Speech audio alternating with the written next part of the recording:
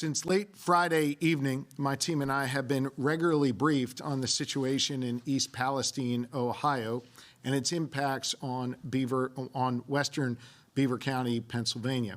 We've been coordinating with our counterparts in Ohio, PEMA, DEP, PSP, members of the Beaver County Emergency Management Team, and local first responders are on the ground in East Palestine. This is obviously a very serious situation that is still very much unfolding, and I'm here today to provide an update on how this situation affects Pennsylvanians. The vinyl chloride contents of 5 rail cars are currently unstable and could potentially explode, resulting in deadly shrapnel and toxic fumes.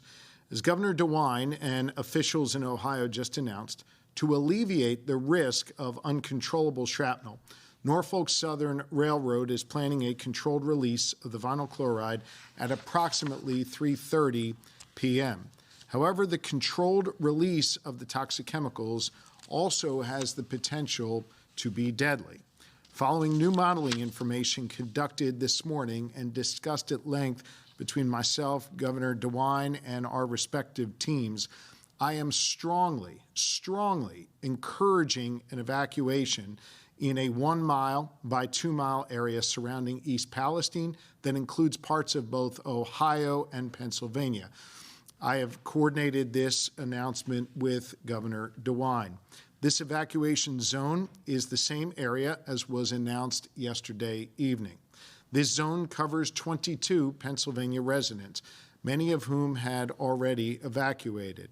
As of last evening, 12 of those 22 residents had evacuated, 10 were remaining.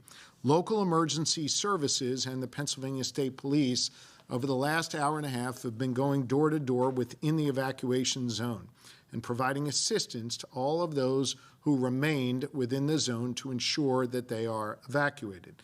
Let me be very, very clear.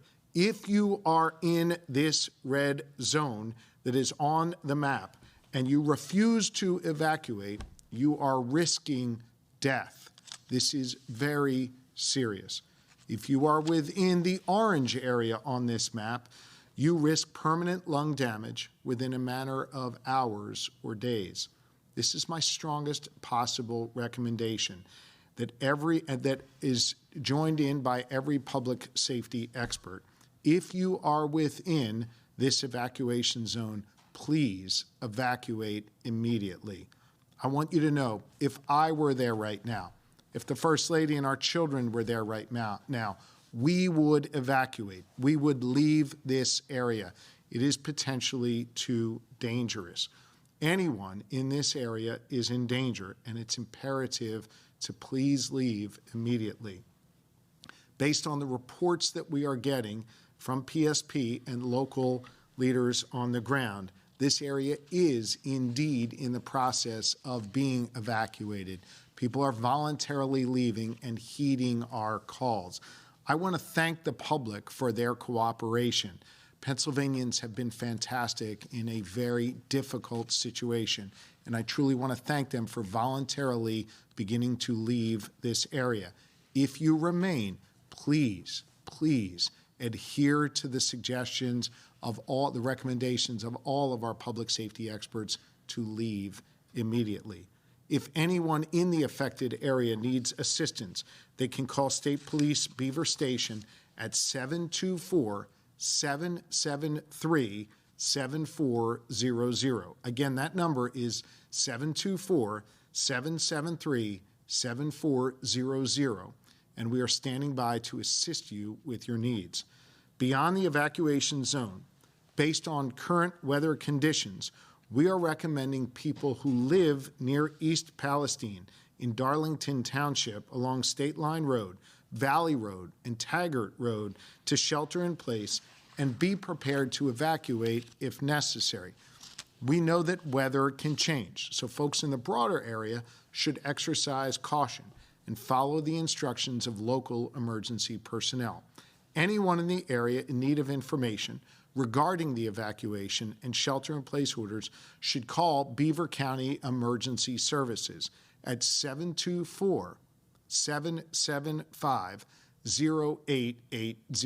Again, that number for Beaver County Emergency Services, 724-775-0880.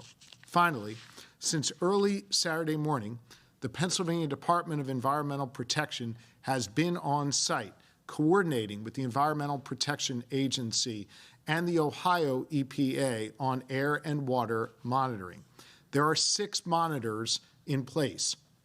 3 are downwind from the site, and they are all within approximately a 5-mile range of the derailment.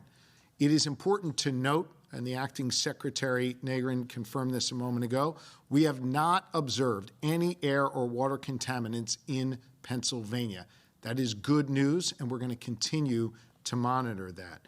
My team and I will, of course, be on top of this situation. I'll continue to speak I will continue to speak regularly with Governor DeWine, and our emergency management personnel led by Randy Padfield will continue to coordinate with their counterparts in Ohio.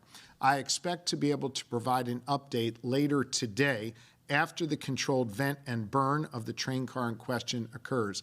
And again, we are expecting that to occur at 3:30 p.m. If something changes on that timing, we will alert you immediately. I also want to offer my sincere gratitude first to the public in Pennsylvania for hearing us and working with us to leave the area so that they are not at risk. And of course, to our first responders and emergency management personnel who have been working day and night since Saturday to keep the good people of Pennsylvania and Ohio safe. I want to say to those emergency responders and to law enforcement, you are literally saving lives with your important work, and I want to thank you for that work that you continue to do. So it is my expectation that you'll receive another update from our team within the next several hours before this evening. And with that, I realize we're on the live stream here, but I'll be happy to take any questions should they came through. We have a quick question from Penn Live for Director Padfield, asking if folks in South Central Pennsylvania have any reason to be concerned. Thank you. At this point in time, no. No one in South Central Pennsylvania has a reason to be concerned at this point. I want to thank you for your questions. Again, we'll be back in a few hours to provide an update. Thank you.